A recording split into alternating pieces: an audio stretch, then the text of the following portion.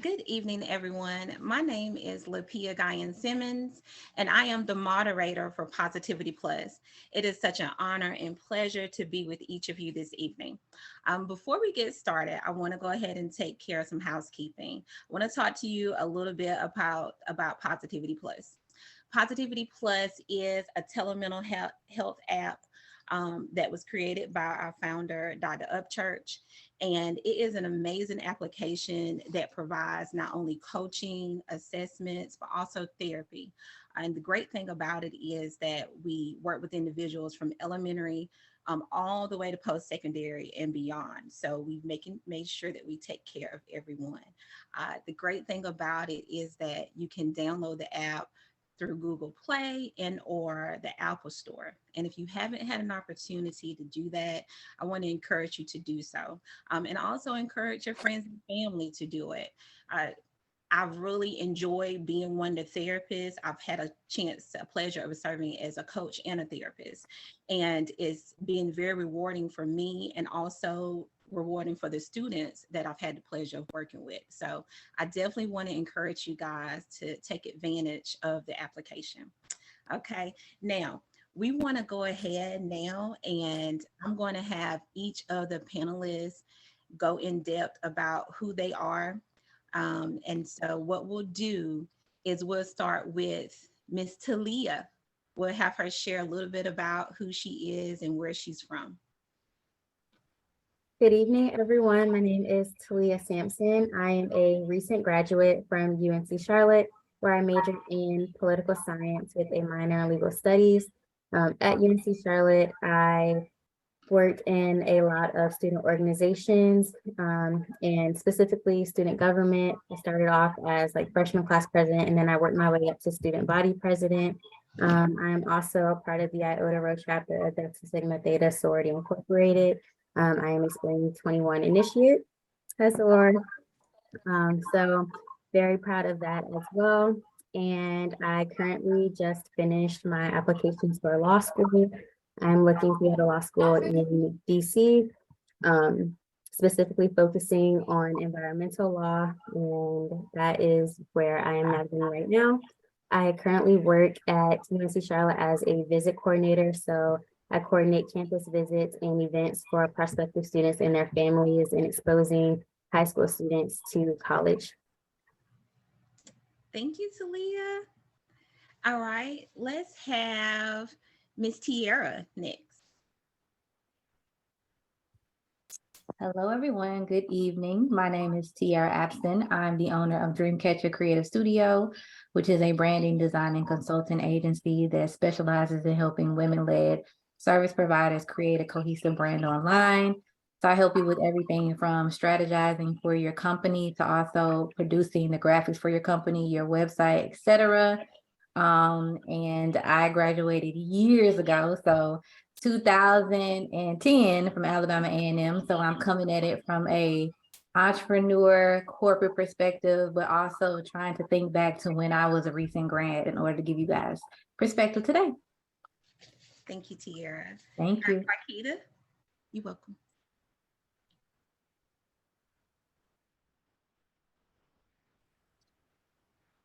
Good evening, everyone. My name is Tilly.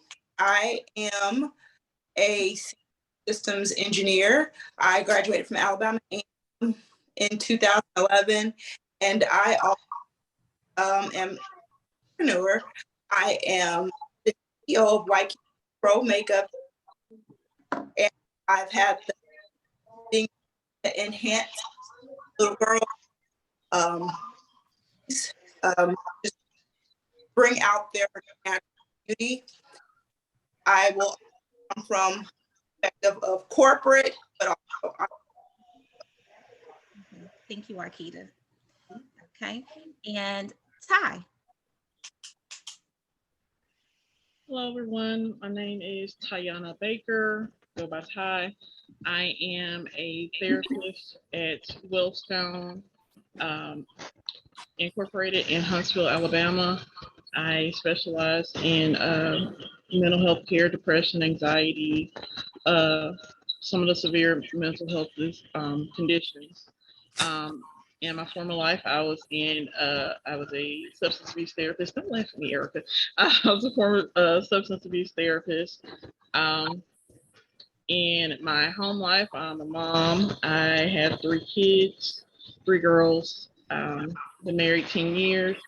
Graduated from Tuskegee University in 2007, Alabama A&M in 2011. So I draw from my college experience and my personal life and my hobbies and therapy. Thank you, Ty. Okay, and last but not least, Marcus. Can you hear me?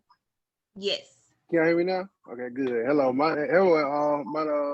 I'm Marcus Orr, owner of Supreme Group LLC of 23 years now.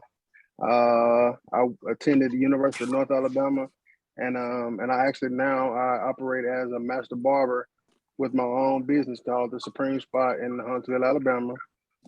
I'm a chairperson on the Violet Phoenix Foundation, which is a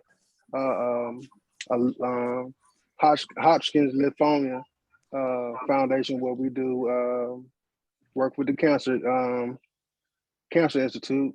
What else?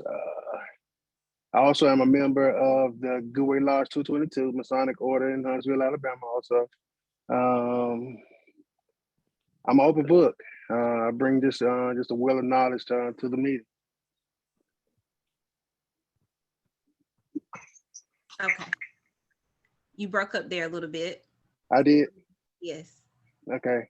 We heard about the foundation, the Lymphoma Foundation. That's Oh yeah, the Hodgkin Lymphoma Cancer Foundation. I'm also a member of the Goodway Lodge 222 Huntsville, Alabama Masonic Order.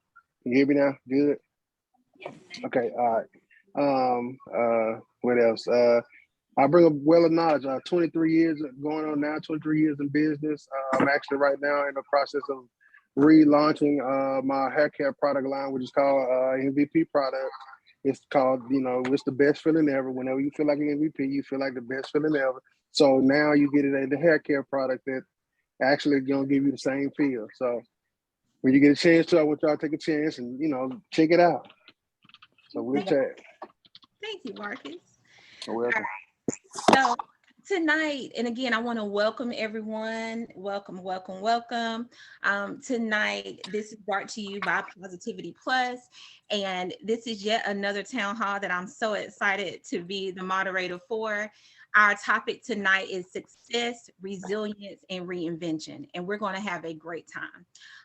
I'll tell you just a little bit about myself. I am a native of New Bern, North Carolina. Don't know if I have any other native North Carolinians, but I graduated from North Carolina Wesleyan College with my undergraduate, and of course the Alabama A&M University with my master's in counseling psychology. And I have been a licensed therapist since 2015. And it is truly an honor to work in mental health. And one of the great things about this application is that I get to provide services to people all around the world, different states, and it's not something that I do not take it for granted. Mental health is at the forefront. And when we think about resilience, that get back up potential, and why it's so important from a therapeutic perspective, a lot of people sometimes get so down that they feel like there's no way for them to return and for them to get back to a place where they can be successful. And so we want to make sure that we bring that forth and we talk about those things. And also the reinvention piece of it. Sometimes I'm sure you've heard the song, I believe Jay-Z, where he says, "Let me reintroduce myself." It's important to be able to reinvent yourself. And when you do that, it's okay if other people are still used to the old you, but you got to let them know who the new you is. And so we're going to talk about that tonight when we talk about failures and success. Also, if you guys have any questions, once we finish with the questions, I will open the floor up. And again, I don't want you to be shy, but just for fun, let's do a roll call. I know Talia went to UNC Charlotte. Do we have any other college students that are on with us tonight? And if so, what university are you a graduate of or currently attending?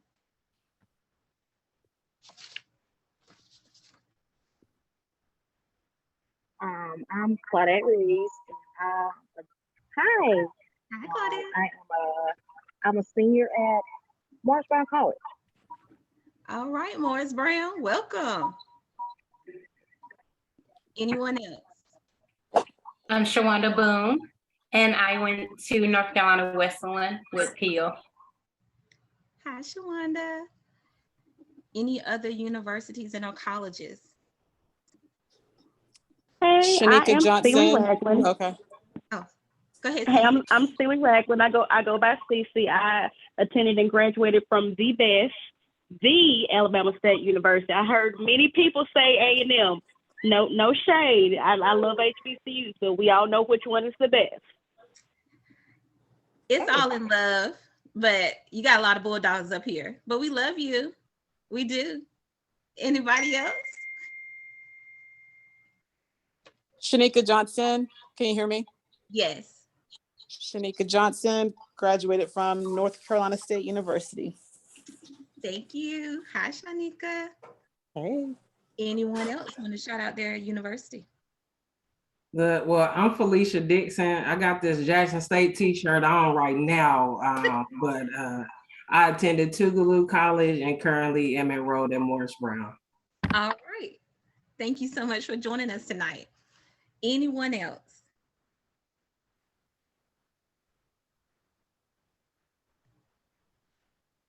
Is that it? All right. Let me give you one more chance. Okay. All right. So I still have people that are trying to get in, and I'm so glad that we have such great attendance tonight. And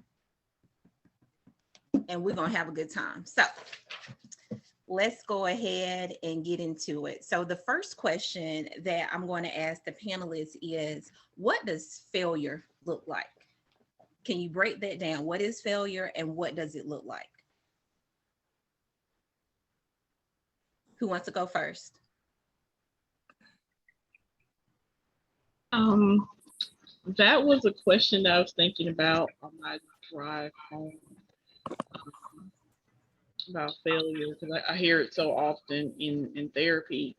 And for me, failure is giving up completely, even when you have the knowledge of how to do something. You may lack the skill to do it, and skill can be built. And yet when you refuse to learn the skills and just decide to give up, that's failure. There's no harm in failing. Mm-hmm. There's harm in failure and just giving up. Okay. All right. Marquita, you want to weigh in on that? What your thoughts are about failure? Sure. So when I think of failure, I kind of look at it as I can actually speak from experience. Sure. First attempt is a lesson. So when you think of fail, for FAIL, first attempt is a lesson. So you may not be successful the first go around. And just to piggyback off what she says, you may also have the knowledge, but you're not able to. I didn't hear you. I said you broke up. I've actually moved location, so I'm still breaking up. A little. Someone said a little. I don't know what to do here. Let's see. Now you're clear. Oh my. Yeah. Clear. Am I breaking up for anyone else? All right. Tiara, would you like to share what your thoughts are on failure? My bad. Let me turn this down. So I'll definitely say what Marquita was saying. I was like, For sure. In terms of failing, it's really about stopping something and looking at the lesson in it. So what can you take from the experience? Maybe it wasn't the skills that you had, maybe it's not the right timing. So for me, I feel like failure is not really an option unless you make it an option. If you don't go at it for a second time or a third time or a fourth time, then Otherwise, I feel like it's not failure. It's just probably not the right time. Okay. All right. Wakita, it's still breaking up.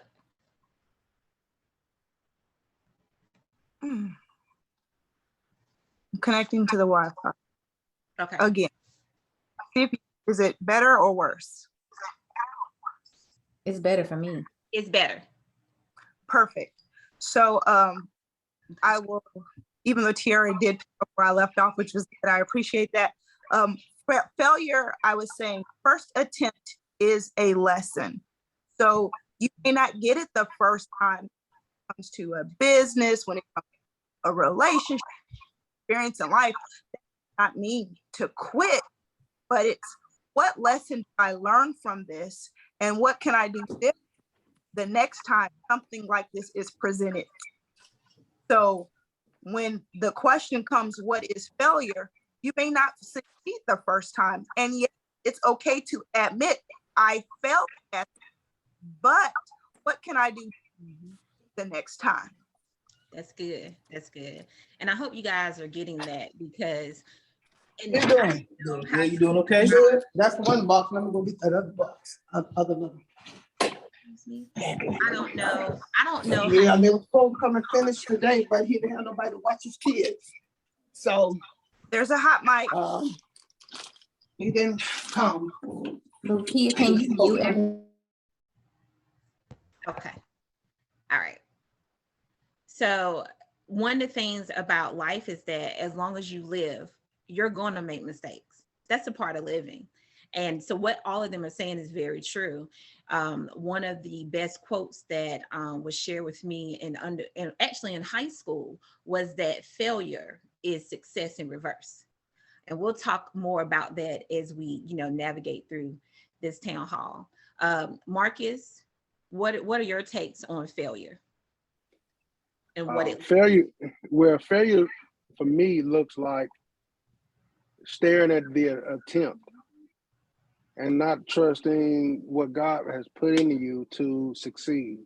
Because, being successful, and a major key piece of being successful is having unwavering faith that God can and will provide for you throughout the whole thing. Because knowing that you see failure, but you have to also be able to embrace it when you see it. Because those are the lessons that you'll learn. That's when you really learn whether or not you're made for it or not. And then you decide whether or not, okay, well, can I keep going? And as strong as your faith is, you can keep going as long as you have faith. And that's what failure is tailored for me. Just staring at the attempt and making a decision whether or not I'm going to try it or not. Because if you don't try, you already failed. That's good. That's good. Thanks. Talia, did you want to weigh in? Yeah, I'll say for me as a recent graduate, I know when I graduated in December, I applied to about 10 jobs, and it was like deny after deny after deny. And so in that moment, I felt like what I was applying for specifically was to work in law firms, to get that exposure before during my gap year before I go to law school. And I was just like, in my head, I'm thinking, okay, my resume looks good. I have the grades. I have the recommendation letters. Like, what's not working? And so just really relying on God and my journey, and just knowing that everything's already aligned for me. It just may not be the course that I was supposed to take.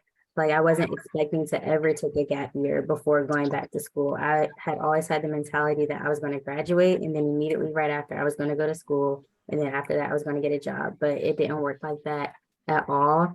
And so just being okay with adjusting, because all of those denies were just guiding me to something better. That's good. And that was deep. That was deep. And that's where resilience comes in. That even though you got those denials, you kept pushing. And honestly, welcome to adulthood. It's real, and honestly, sometimes I think we look at failure as if this is it. I'm never going to be able to make it. But, and like they were saying before, if you allow that to sink in, it's power in what we say. So you have to keep pushing. And sometimes you got to write in pencil instead of ink, because maybe the journey that you're going on, you may have to change some of those things that you initially wrote down. And it's okay to do that. I've done it plenty of times. And I believe that's how we perfect things, you know, in knowing what's worked for us and what hasn't. And while we talk about that, guys, and I think you did a great job of defining what failure is, can you give me an example of just maybe two of you, well, actually anyone that wants to join in, can you, or the panelists, give me an example of some of the hardest things that you've overcome, or one thing that was extreme that you overcame that you think could empower the attendees tonight? Failed business. What does that look like, Marcus? I spent, I want to say 50,000 in the business to not make any money. Wow. I invested into a nail salon that I bought from an individual that I bought from the front door to the back. I mean, when I tell you complete shop, everything in there, even it with the cuticles, the nail drills that even, you know, everything. I bought the whole entire shop, moved the shop to a new location, built out the whole location, did the marketing, advertising. I had a team with me. That was the time I really had to trust God, that I know that I can do this, but I know that the people that I have with me, they are some strong people. At the same time, they didn't understand business like I thought they did. You know what I mean? We went through the whole logistics of the whole business, and then turned around and everybody had their specific job, and this is their job assignment to run the business effectively.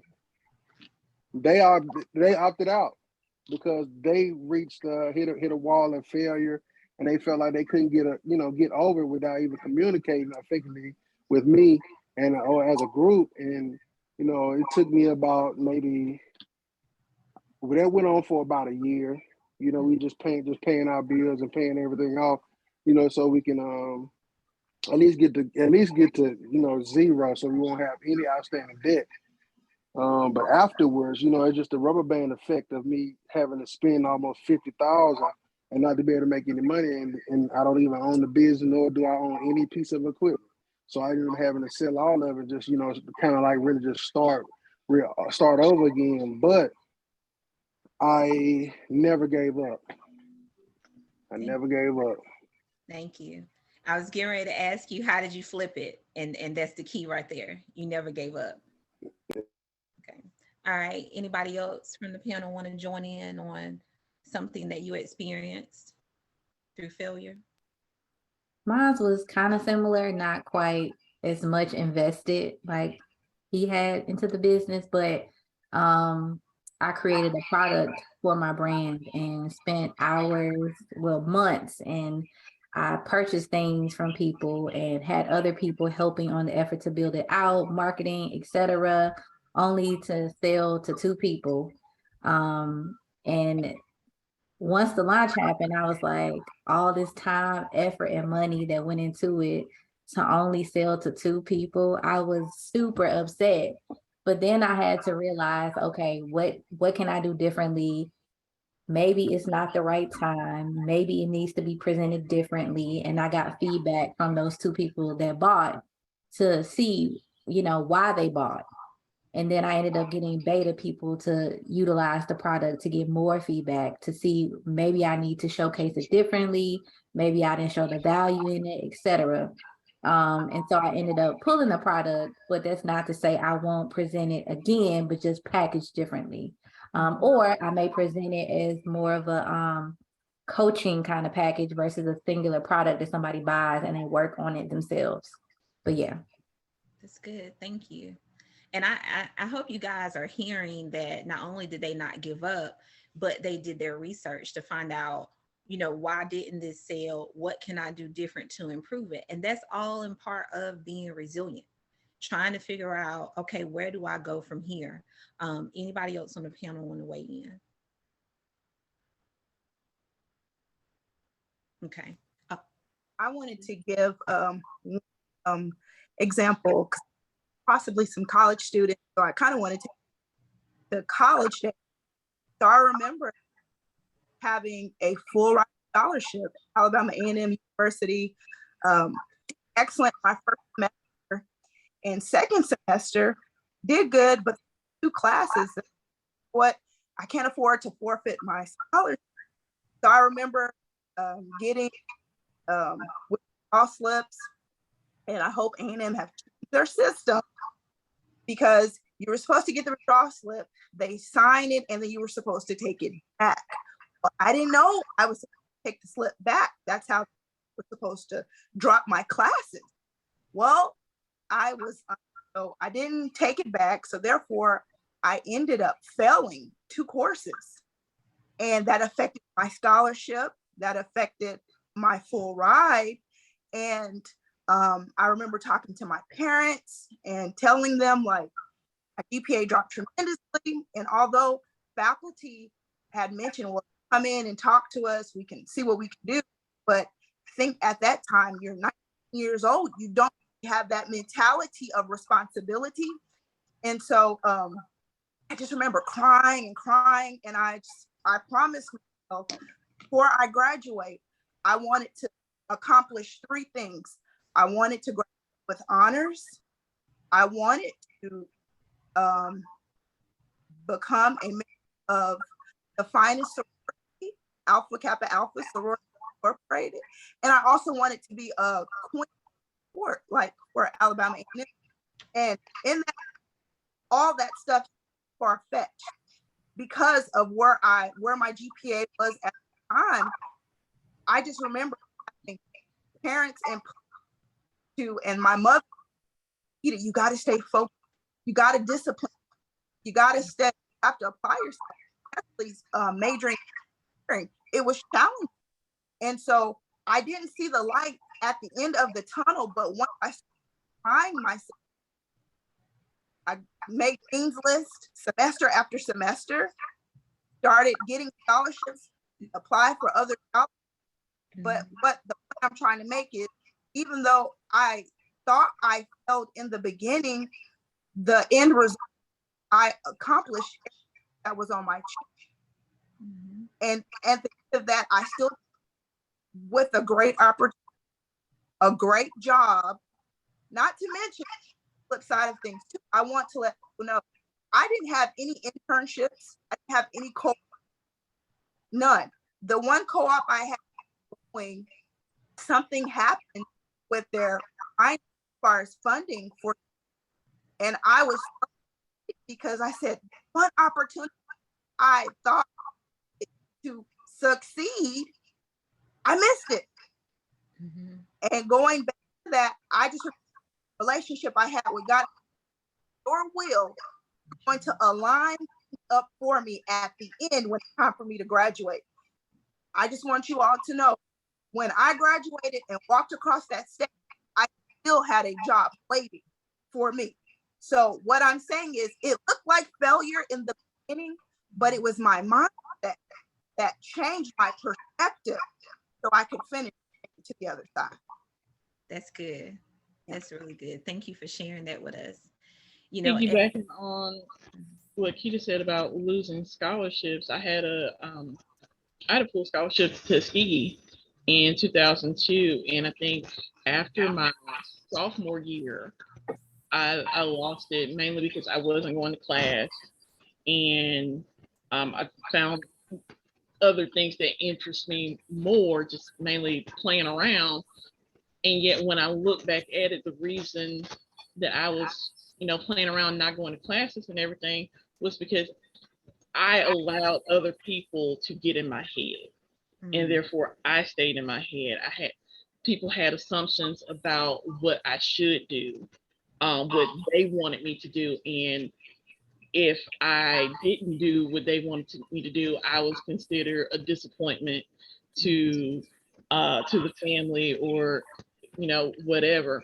Everyone in my immediate family, they wanted me to go into engineering.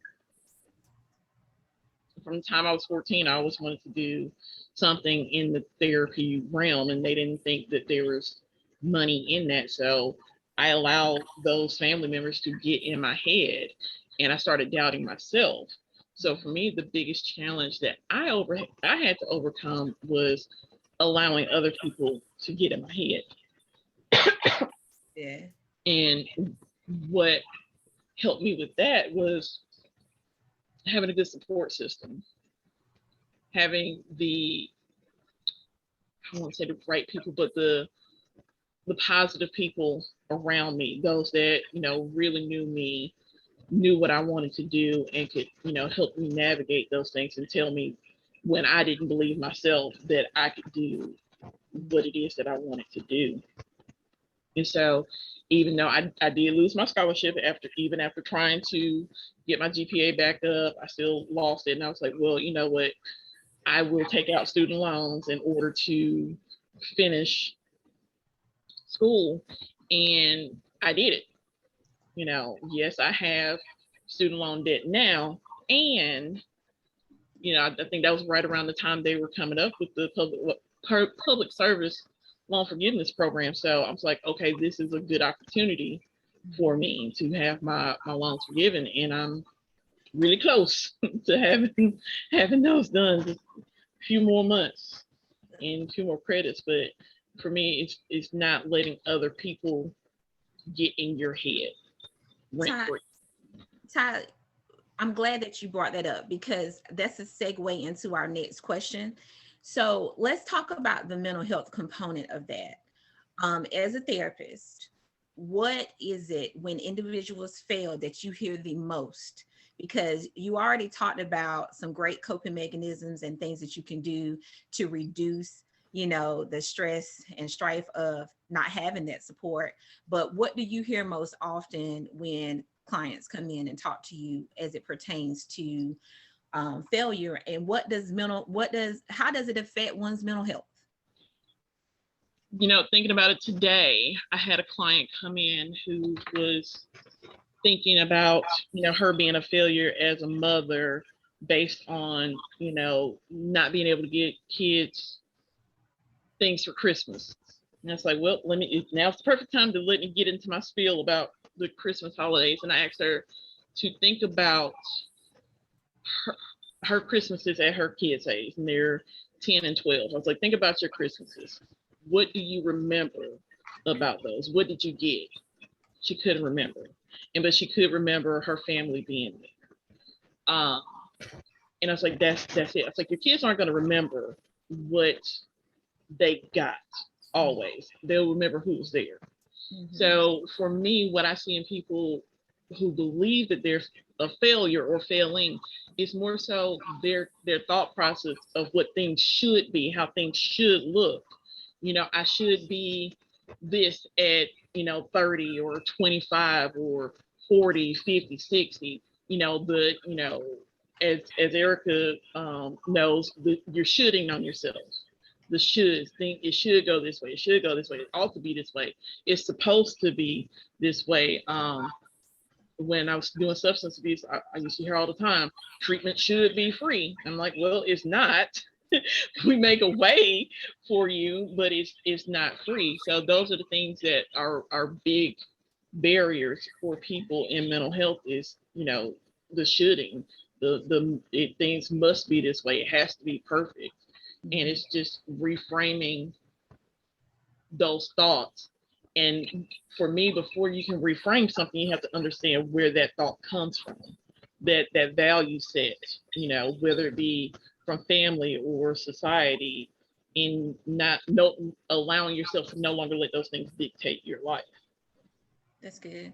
Anybody else want to weigh in on the mental health aspect, or that may want to talk about the positive aspects of counseling, especially if you're dealing with some uncomfortable situations in your life?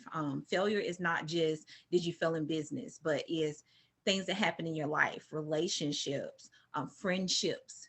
You and your best friend all of a sudden, after 20 years can decide that, you know what, I no longer want to be a part of this. It could be losing a job. It could be a number of things. Anybody else on the panel want to weigh in on that? Okay. So, when we talk about, I was just thinking of an instance on how I want to deliver this.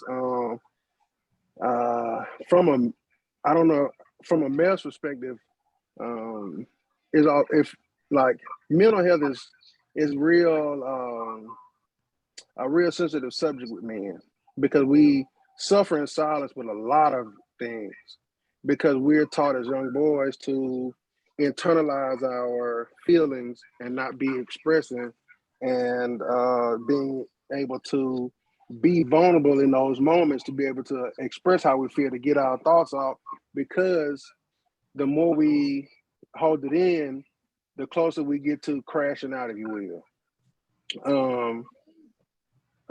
Mentally, you have to be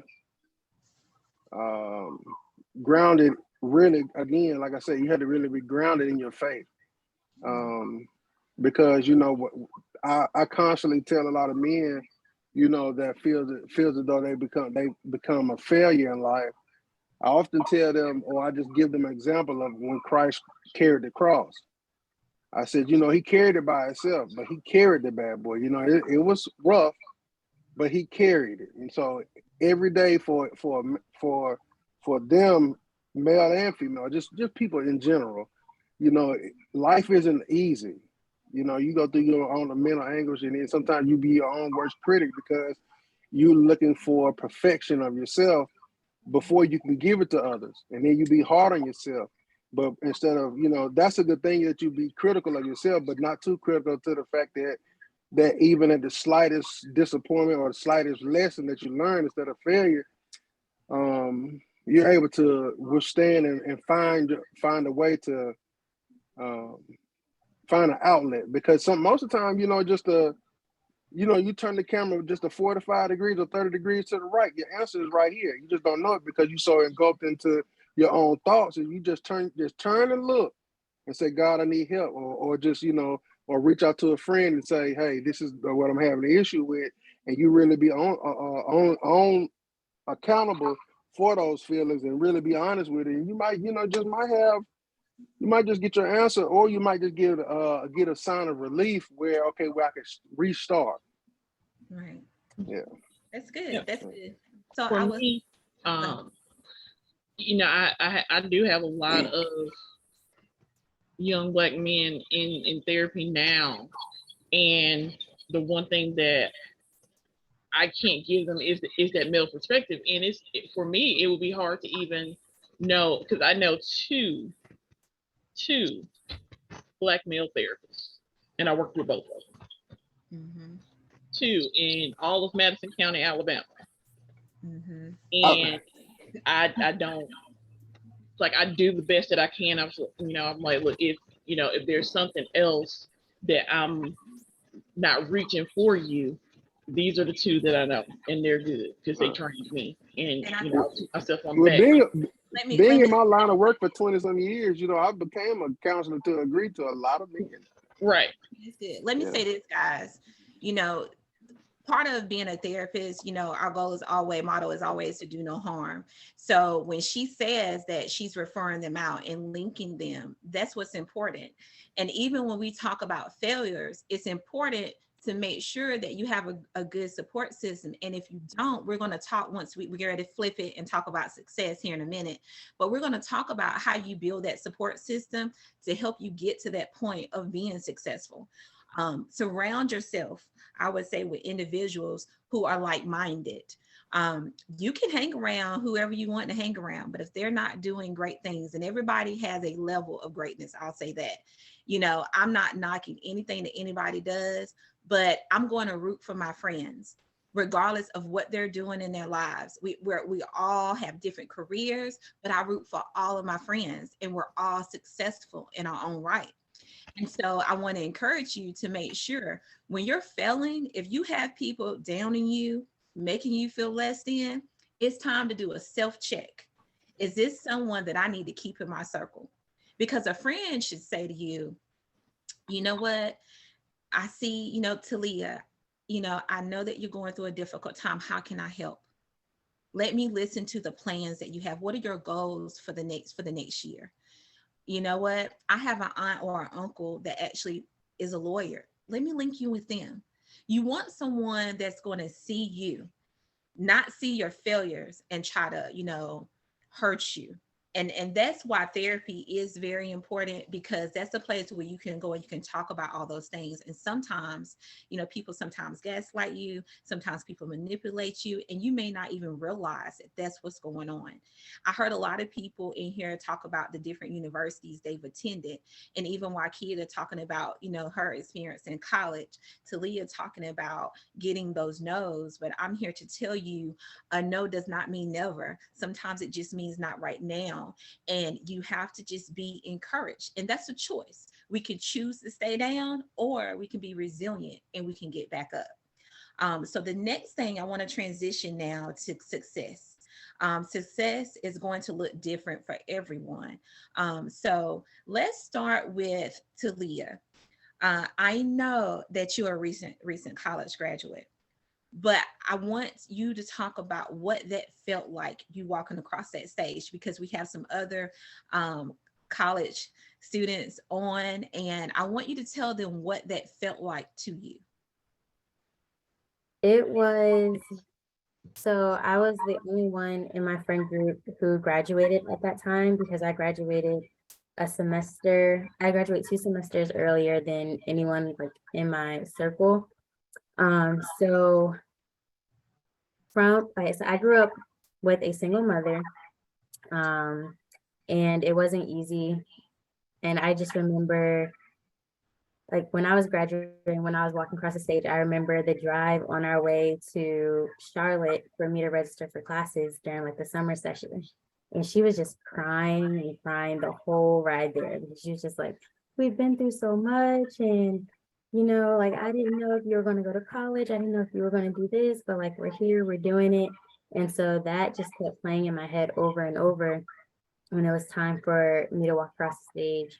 And it was just an empowering feeling, having her by my side, having my line sisters by my side and my family, and just knowing that whatever happened in the past and all the obstacles that it took for me to walk across the stage, just not only did it push me to this point, but it molded me into a completely different person who's now able to take on obstacles now that I'm going to face in the adult world. And the obstacles I faced, like when I was getting those rejections from those jobs, and even like now transitioning, going back into school. But it was the most like fulfilling moment.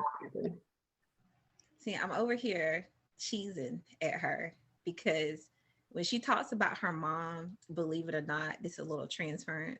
Her mom and I are actually best friends from elementary school, middle school. And so I remember when she was born, and it is so awesome to see all the wonderful things that you are doing. And you are a true walking example of success, because what does statistics say? When you think about growing up with a single family home, single parent, the odds say that you're not going to make it. But look what you did with all that support that you have, and you didn't give up. So I'm just so proud of you. Keep up the good work. I'm always here.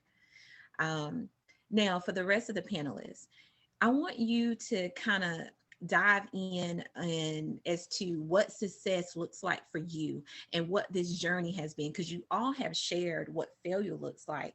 But now let's flip it. Let's talk about how you got from that point to where you are now. Who wants to go first? For me, success it depends on what area of my life I'm in. Because not all areas of your life are going to match up at the same time.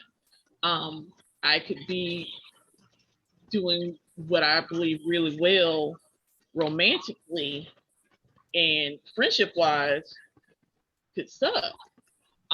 Could be doing well at work, and home is a hot mess and a half. So for me, it depends on what area I'm looking at. So for me, I knew in my work life, I felt that being able to walk out of an internship into a job that I like, what? Yeah, right. The Monday before I graduated, I started full time with, from my internship. And I tell the story, I essentially made my supervisor hire me because it was like, what intern do you know had a caseload but didn't have a caseload? Like Carl, my supervisor, he could literally leave the office and he not know who's on his caseload. I'm like, no, that's your person. He's like, I did the assessment. It's like, oh, okay. So that was a positive thing for me because, before I graduated, I was having anxiety attacks every day, worrying about, am I going to get a job? Am I going to get a job? So the plan was already there because I had done my part. So, that was, goal accomplished. Then my next thing was getting my license. I had a bunch of setbacks in getting it. And 2016, when I went in and took that test and passed it on the first try, I was like, awesome. That was your success moment. Yes. And there was a pay increase with it. And I heard from other sources that it'd be like $1,000, $2,000. I think I got like a $4,000 increase. I was like, all right, giving out money here. And so that was, goal accomplished. I said I wanted to get my license and do these things. So work life was going well for me. Romantically, I put a lot of my time into work, and I didn't really care too much about whether or not I was in a relationship or not. At one time I was like, oh my gosh, I have to be in a relationship. And when I stopped putting that sole focus on that, it came to me. My husband, he worked with my cousin, and she set us up on a blind date, and we've been together ever since. So when I stopped worrying about that aspect, I found success. Friendship wise, I'm still struggling with maintaining friendships because I have so many different parts of me that I have to juggle. So you will have those things intertwined. But when I allow things to happen, when I'm fully immersed in whatever it is I'm doing, I will have success. That's good, Ty. Thank you. All right, who would like to go next? Okay, Tier. You on mute still. Sorry. So success for me looked really different at various points in my life. So similar to Talia, I didn't come from a single family home, but I came from like a rough background. So going to college in my family was kind of unheard of, but the fact that I had the drive to do it because I wanted better, that was a point of success for me. And then going through college and taking advantage of different opportunities that came my way, whether that meant I missed out on homecoming or I had to do something else, just taking advantage of those opportunities and going the extra mile and getting me to the next step, such as getting an internship, such as getting a job up here, is success. But once I started working in like corporate, I had this thing of being driven by money, right? Being in this area in Washington, D.C., everybody's fast living, everybody's showcasing things. So for me, at that point in my life, success was getting 6 figures. Once I hit that, I was like, okay, this is it. I didn't feel like I thought I would feel, and I was still unfulfilled in life. And so at that point, I felt unsuccessful to a certain degree internally, but outside looking in, I was successful. So I think that's when I kind of explored at that point, like, what does success really look like? And I think at this point, it's not how much money you make, it's more so like how all of the areas in your life kind of balance out. from like your family life to your love life to, you know, the work that you do, etc. And so it's no longer just like money driven, but it's like a holistic perspective. Like, what kind of experiences do I want to have? What kind of things do I want to see? What type of life do I want to give my daughter? And so success is very different now than what it used to be to me. And I felt like going through life transitions, you don't really realize that until you look back at all those different points where you could have took a different direction, but you decided to do something different. So I feel like success is like getting into alignment with, you know, your path and being okay with pivoting, etc. That's good to hear. Thank you. Thank you. Anybody else want to weigh in? Peel, if I can add this point, I think exactly what you was just saying. A lot of times we look at success as a social, what will the world think of me, of my status? I struggled with that for a long time. What is success? How do I know when I'm successful? What does it look like? Don't be afraid to define your own success. And that'll lead you to happiness. When you're happy, that's your success. Take pride in that and know it's not about your car, it's not about your house, it's not about how much money you make, because all those things can go away, right? That doesn't mean you're a failure at that point. Your success has to be you and what you defined as your success and as your happiness. And you hold on to that. And that'll get you far in life. I struggle with it then in the corporate world. How do I know when I'm successful? Is it the house? Is it the cars? And for me, it was my kids and my kids' happiness. And I didn't realize that until I had a kid. Before I was tracing it. My cousin makes this much money. Let me make this much money. They drive this car. Let me drive this car. Once I had my son and I seen him happy and he had the best education that I could afford to give him. He had a roof over his head. He had a meal every night. That was success for me. Being able to bring them up in a stable environment, that's my success. It's not about what the world sees or what the world thinks, but for me, it's that outward view. So don't be afraid to define your own success. Relationships, careers, time, all together. If it makes you happy and you know you're doing it to the best of your ability or as well as you know how to do it, then that's your success. That's good. Thank you, Shawanda. You're welcome. Thank you. Did you want to weigh in? Can you hear me? You're on mute still. Yeah. There you go. Can you hear me? Yes. Okay. So I think the only thing that I would say about success, success is for me, accomplishing or a purpose. And that doesn't mean completing, but actually being able to do it and be while doing it. Not necessarily materialistic, but if you set your mind to something and you're achieving a goal, that's success. Mm-hmm. Like some people, it may be hard to get up in the morning, but guess what? You know what? I'm going to give tomorrow another chance. You're successful at that because you didn't give up.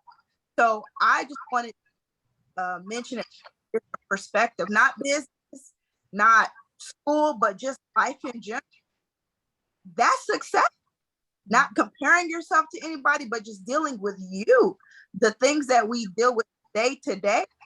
If you have an agenda of, you know what, I have these tasks I need to complete. If you aim to just check off that list, because everybody is not going to be an entrepreneur. Everybody does not have, the ambition to just go out and hustle or become a male boss or a girl boss. They just may work a day-to-day job. So I don't want to come across that, oh, I've arrived, I've done that. No, sometimes success is waking up, doing your day-to-day activity, taking care of your kids, whatever it is, you're successful. And it is okay. So I just want to come from that perspective. As long as you're accomplishing a goal or your purpose, that's success. That's it. That's good. And I'm going to say this before we open it up for everyone.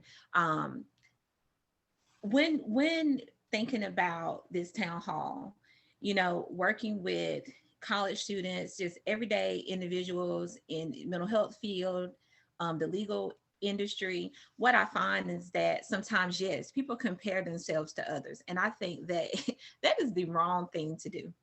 I think that we can look for inspiration in people that we see that have achieved great things. But here's the challenge. Are you willing to ask them, how did you get there? When I was a kid, and I'll share this, when I was a kid, my church, and like I said, we used to learn everything in church when I was little. But in church, we talked about the civil rights movement. We talked about Thurgood Marshall. We talked about Shirley Chisholm. And at that moment, I knew that I wanted to be a lawyer.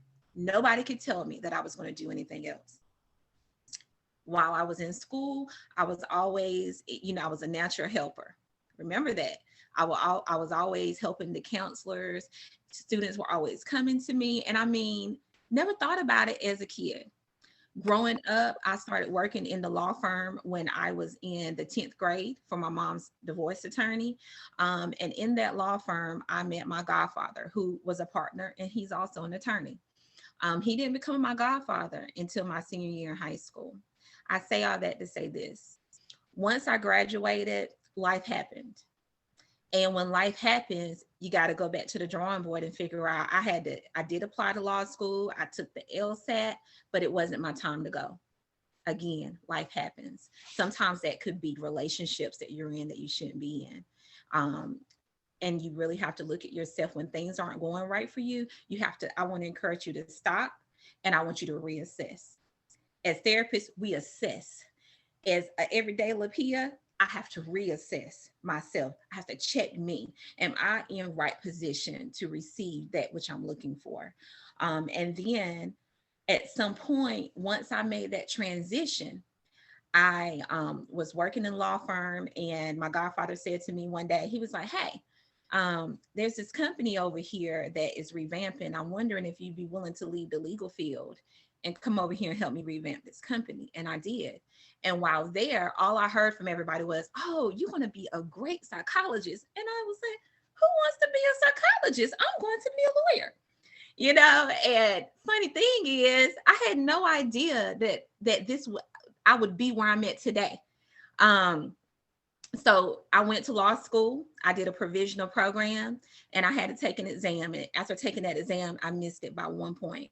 That exam determined whether or not I went into my second semester. Catch this. Everyone that was in my class, they called me, LaPia, will you be my roommate? And I said, I'm sorry, I can't be your roommate. I didn't pass the test. They're like, what do you mean? You led all of our study halls. I said, well, maybe God put me there to help you. Not trying to impose religion. Got to say that as therapist. But I sat down, and in that moment, I had to ask God, what is it that I can do for you? Because all of these years I've been asking you to do things for me. And in that moment, I heard counseling. So I applied.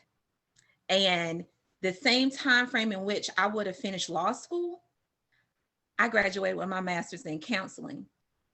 And I graduated with about 15 more credit hours than my other counterparts, because I wanted to make sure wherever I went, whether it was back to Georgia, DC, wherever, that I met the criteria for what their board was going to ask. So my godfather said to me, he says, I'm really proud of you because you've achieved your goal. And I said, yeah, I still, think about being a lawyer sometimes. He said, well, do you know what an attorney is, LaPia? And I was thinking, well, yeah, I know what an attorney is. But an attorney is a counselor at law. What do I get to do every day? I work as a crisis specialist, and I work within probate court. So God has allowed me to utilize both my passions every day.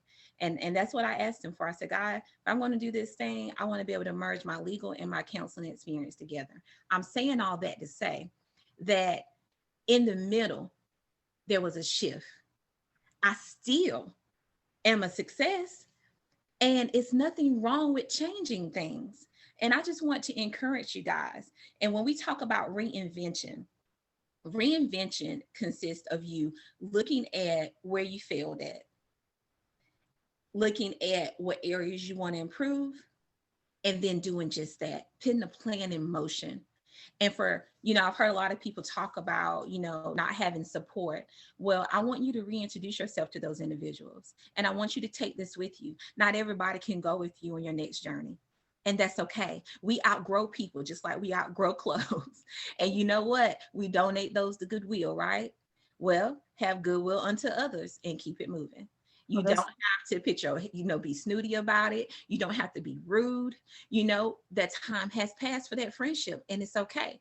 When you've outgrown a job, it's time to go next level. Tiara has talked about when she got to that status of making 6 figures, she wanted much more. And so because I've talked to her, I've heard her talk about how she had these other passions. And your passions and your dreams and your goals, they will make room for you to do so much more than what you do in your 9 to 5. What I'm doing right now as a moderator, it's something that I had written in my book of goals. I already do public speaking. I know what I'm going to do when I open my own business, but being able to moderate with you, it's on my list of things to accomplish. So I want to open things up to you guys now, our attendees. Any questions, comments, or concerns? I know we're at 7 o'clock, but we have a few more minutes if you guys want to hang in there and get some of your questions answered. The floor is open. Lapia, this is Gigi, Georgette. Hi, everyone. I just want to say Lapia did invite me to this town hall meeting, and I am thrilled to have been able to witness, such a positive gathering. And what an appropriate name, Positivity Plus. When she invited me, I did not have a clue and what I was being invited to. And I just said, sure, I'll attend. It's part of my nature to just be supportive of great people that, I believe in. And Lapia is one of them. It's just ironic at the same time that, number one, the topic was, I don't remember exactly, but we're talking about success versus failure, or vice versa. And as I'm listening to all of the panelists and the different young people speak, I just hear myself, I too, like you, Felicia, this is not, or was it, I'm sorry, Tiara, I'm not new to this, and here we are finishing up another year. And I was just, kind of reassessing things and saying, wow, where am I supposed to be right now? I too have took a stab, for a lot of years. I was the cheerleader for people, helping them to, it seemed like, I was helping everybody else get to where they were going to be. And I said, you know what, I'm gonna take a stab at myself. And that's what I did this year. Didn't turn out the way I wanted it to, or I thought that it should have. Financially, I did take a loss, and I say that, and as I'm saying that, I didn't miss anything, bills still got paid, I still was able to plant seeds for other people. So I don't know, maybe it wasn't a loss, but it did kind of, show me that there may be still some things I needed to learn about the business side. I heard somebody talking about that. I'm not new to mental health and helping others, but I still had some things to learn about business. And so it's ironic that at the end of this year, as I was deciding to close out a business, I ran into another opportunity for business, me and my husband, and I'm really excited about it. And it's totally out of my element, but in the same token, it may be the magic, potion for me, maybe that's just what I need. Yesterday, I was talking to one of my coworkers, and she was saying, wow, you sound really happy today, and I didn't really think a whole lot about it. You know, I said, well, you know, I guess I'm just having a good day. And then this morning I was talking to my dad and he says, you sound really great this morning. You must have had a good night's rest. And I was just thinking, I was listening to you guys. I'm like, wow, you know, I do feel happy right now because I'm excited about this new adventure that I'm, you know, embarking on right now. Is, you know, I'm feeling good about the, you know, what's to come. And it has pulled me away from some of the mundane things that I was doing that I thought I was supposed to be doing that really weren't paying off for me mentally, emotionally, spiritually, you know, and actually even physically. So, you know, again, I'm just thankful to be here and be a part of this. It was really good to hear some of the things that were said that kind of validated what I've been through, where I'm at, and where I'm going. Thank you. Thank you so much. And I see all of your messages. Thank you, Ariana. Thank you, everyone. I know some of you have to log off, but if you have questions, anybody else have a comment or question? Hey, Lapia, this is Stacey. I want to just come in here and say really quickly, I generally enjoyed tonight. But I just want to make sure to say success, life, failure is personal to you as the individual. Tiara might be doing something with her life and think it is the world. For me, I might think, oh my goodness, I would be a total failure if I did that. And that's 100% okay. Never let anyone into your ear, kind of like Tiana was saying. I've done the same exact thing. Never let someone into your ear and carry their fears along with you. I would have been 1,000 years ahead of my time if I wouldn't have let other people years ago into my ear. And I regret that, but hey, it's done, it's oh well, you keep it moving. But know that when you walk out the door, when you make plans, when you try to go for something, let it be personal to you. Don't try to be successful for someone else, because it's not going to be as meaningful. You know, make sure it's based off of your values, your morals, and where you're trying to go in life. You know, and lastly, just know that you're going to learn 1,000 times more things along the journey, along the way, than you're going to get from actually crossing that finish line. I used to think that was something that people just said, but I assure you, I learned way more skills and traits along the way than I could ever get actually being successful and obtaining whatever it was I could get. Thank you so much. That was good. Anyone else? Well, I'm Felicia again, y'all. I would like to say thank you guys so much. I definitely enjoyed this talk this evening. It definitely resonated with me as well. Might not look that old, but I'm over 30, and a lot of y'all stories sound just like the story I had. I literally went to 5 colleges, changed my major 5 times. You know, finally got my degree in business. I got ordained a couple years ago. And the business that I started was a stress relief service. I don't know if you all are familiar with rage rooms or break rooms and stuff like that. So I'm in Atlanta. So I started a mobile one where I would go out and set up a tent and bring out random items to let people hit them with bats and sledgehammers or whatever. Just because I know people in my community don't always have the resources to go to a counselor or, you know, find help in other ways. So I really just wanted to bring something out to my side of town where people could at least, you know, relieve the stress of that day or that week. Or divorce parties are always a hit. That's always so cool. You know, so that's why I decided to get my degree in psychology now, because I want to find more avenues to help out people who look like me, think like me, from the same side of town as me. I don't think I had that support going through college and early 20s and stuff like that. So hopefully I can give the people in my community that same opportunity as well. So again, thank you guys so much for having this tonight. You are welcome. And I speak for everyone when I say we're so proud of you. That is awesome. Thank you. Love Thank the good you. work. I love that. A mobile, what you call it, rage room. Yeah, mobile rage room, yeah. I like that. Now, what part of Georgia you in? I'm in Decatur. I had to take a time out right now because I started the psychology program and I'm also working full time.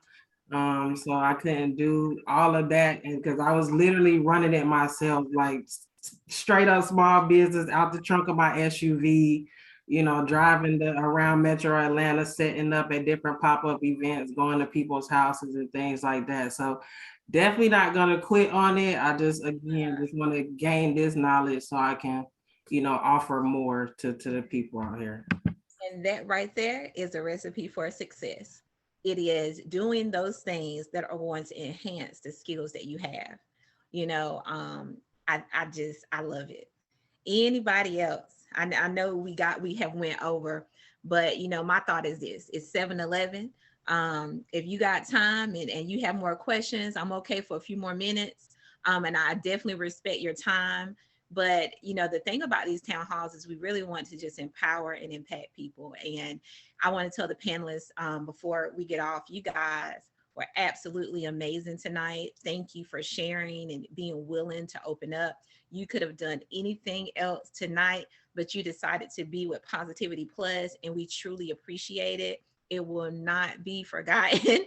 And I may call on you in the future. So remember, this is what it's going to be like. Anybody else before we close for the evening? Yeah, I just want to say one. Oh, go ahead.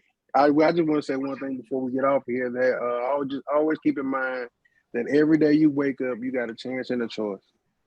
A chance and a choice. You know what I mean? To get better every day. I've learned that becoming a youth football coach, that I have to counsel these young boys into facing their fears. And every day we go to practice, they got a chance and a choice to either let their fears conquer them, or they got a chance to overcome their fears. That's good, Marcus. Thank you. And there was someone else that was speaking. It was me. Here. I just had a question for the panel.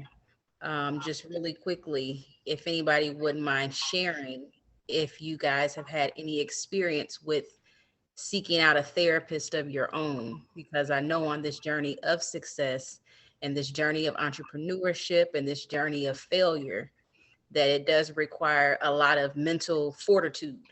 So is there anybody on the panel that may have had experience with seeking out therapy? And like briefly, what was your experience like? Erica, little sister, I love you.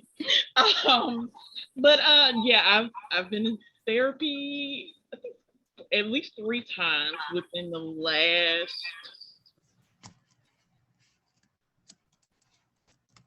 Erica, help me out. I had 3 kids. What year was that? 2015, between 16 and 17, I know, because I left New Horizons and went somewhere else. So for me as a counselor, being in counseling is kind of fighting the urge to compare yourself to them. Like, if I'm a therapist and I need a therapist, who's the therapist go to? Like, who's the grand therapist that we all should be seeing? And that would, in that season of my life, I was going to therapy for work. Work was just, it was time for me to go, and I needed that push to go. And I got the skills that I needed to do that. And then, I had to go again for personal, reasons, just to get, a tune up for myself. And now I'm at it again on the relationship side. And again, it's fighting the urge as a therapist to not compare myself to my therapist and actually participate and listen and reaffirm the things that I tell my clients to do that I need to do myself. So it was kind of, I guess, weird to begin with. And then the first therapist I had, I absolutely love her. Probably need to seek her out again just to say what's up. But at first there was that fear of, I'm a therapist, I should be able to handle all these things, and I'm a failure because I'm not handling all these things. And I was like, no, just go. And it was probably the best thing for me. Yeah, so I go to therapy now, and I didn't start my journey of that until 2019 when I started going through a lot of life transitions. So I was pregnant, I lost my father, and I became a mom in like the matter of like 2 months. So I think that's when I realized I needed additional support because I was in uncharted waters. And so I had a hard time initially finding someone that looked like me. I wanted a Black woman, and in my area, it's not a lot of us. So for me, that was kind of priority. So I started to ask around in my network, and I was referred to an African American woman. And I knew immediately when I spoke with her that I was able to just release and like let everything out, and I felt comfortable. So I'm still with her to this day. I pretty much go religiously, I would say at least twice a month, sometimes once a month. But I feel like when I feel like I'm unraveling, she ravels me back up, and she helps me through a lot of different things, personal, everything. So I am so happy that I took the chance because it was very different from, I didn't know what to expect and I was nervous about it, but it ended up working out. So yeah. And I just want to, I have a therapist. I've been going to her for 1.5. The thing is to, I heard someone about finding a therapist that for you. So I went through 3 therapists, male and female, and I was just like, there's no connection, you know, they're like, I can't connect. It's just feel like I'm nowhere. And so I literally prayed. I said, God, I need additional support and help. And I want the next person who I go into their office and talk to them, I want it to be intentional. So a good friend of mine, she actually goes to the same counseling services, and she kept saying, you should try this place, you should try this place. And so I was like, oh, I'll get around to it. And then finally I was like, you know what, let me just see. So I looked on the website, and I like how they have their bio where you can just get to know them.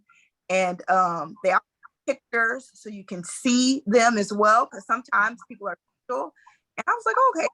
And I was like, and literally she's the one. So literally called the office, and luckily she actually had an opening because she is booked out for months and months and months. And so I just know it was divine. And I go to her religiously, and just like Kara was saying, like when I like I'm unraveling, I'm like, oh my God, I need to talk to her. Oh my gosh, I need to talk to her. And then I'll get a notification. You have an appointment on such a day. I'm like, see, I knew it was time. It was time. So I am an advocate for going to talk to someone, seek a therapist, and I have a mentor as well. And she's amazing. So I literally see it as my dream team, like the dynamic duo. So it's nothing wrong with going to talk. That doesn't mean you have that doesn't mean you're so sick. Like, it's okay, because sometimes the people in your circle, they're relatable, but they can't get real answers because they're not experiencing that what you experienced in life. Mm-hmm. That's good. That's good. And sometimes having someone that's not directly connected to you has a different perspective. And it allows you to open up. When family comes to me or friends, you know, in a loving way, I say to them, I'm going to refer you to someone, because sometimes people think, oh, I told them all of this stuff. It's kind of different when it's your friends, you're just talking about stuff versus them wanting to come to you for counseling, because people don't want to be judged. Even though I wouldn't do that, I still refer them out. You know, and if they want to talk to me, oh my God, my session was so great. Oh my God, I'm so glad that you had that experience, because that's what you want. And I just, you know, it's a beautiful thing to hear that you guys are going and taking advantage of it. I do think there's a stigma. And some people think that you only go if you have a diagnosis. No, you don't. We do coaching. I wanted to add in, my son is 15. And he actually goes to a therapist. and we keep it kind of network and family. Peel, you didn't even know that he goes to a therapist. We keep it in the family, and then my friends, I tell them, they ask, why does he go see a therapist? What's wrong with him? Like, nothing's wrong with him. He's a kid in America. He's a mixed kid living in this world. He's got school pressure. He's got pressure when he go to college. He's got pressure of his friend. He needs someone to talk to besides mama. Right? He needs someone else he can seek out and talk to. When he tells me stuff, he comes out and he's open with me, but I can tell that there's more that he wants to say. So he goes to his therapist, and I don't ask questions. I can tell by his mood that he's better when he comes out on Saturday mornings. And it was just been the best thing. So I would say, if you have kids, even if nothing's wrong with them, 1 time, 2 times in their life, take them to a therapist, especially in high school. When they hit that age range and the hormones are going and they're not unsure of themselves, take them to talk to someone. When I was growing up, is you take it to God or you write it down. You told your mama some things, you told your best friend, but not everything, because she may tell it. Right. But I needed another resource for him. And we did his assessment, and he goes every Saturday morning. He walks in, he talks to his therapist, gets in the car, and he asks for McDonald's. So definitely, even if nothing's wrong with you, go speak to someone, sit down, because if you feel like you're struggling or you're going through something, talk to someone.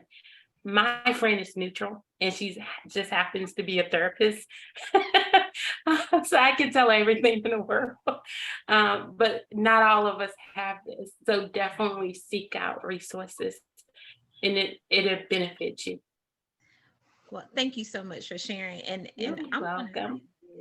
I really do appreciate you guys and for hanging on. And I guess to those that will rewatch this later, this is like the after show because, it's at the after show that you really get an opportunity to dig in deep. And so, again, I don't take your time and stuff for granted. I appreciate everyone for hanging in there. And, sometimes, as the moderator, I have to think what's best for the attendees, and I don't want to ever take away from someone having that opportunity to share. But with that being said, again, I want to thank everyone. One of the things that Wakita said did make me think again about Positivity Plus, because on our app, we also have a picture of all of the providers and a brief bio about them. And what I would say about that is, and if you got that from her, is it makes it personal. That person is opening up to you. And a lot of times individuals are uncomfortable seeing a therapist, but I'm here to tell you that we're all different, but the goal should always be to help you get to your next level. And whether that is your next level in success, whether it is recognizing that you want to make some changes in your career, in your relationships. Maybe you want to start a new business. Maybe you want to go back to school. Whatever that is, you can bounce those things off a therapist. And remember, most of the time we don't know you. And so it's a clean slate. There's no judgment. And so, therapy should be something that allows you to grow, where you get to see yourself eventually, the reinvention piece that we've been talking about tonight. So with that being said, thank you again for being a part of the Positivity Plus Town Hall. We will have another one on December the 1st, where we'll be talking about the holiday blues. So look out for those flyers. They should be coming out soon. So again, I thank each and every one of you. Have a wonderful night. Goodbye.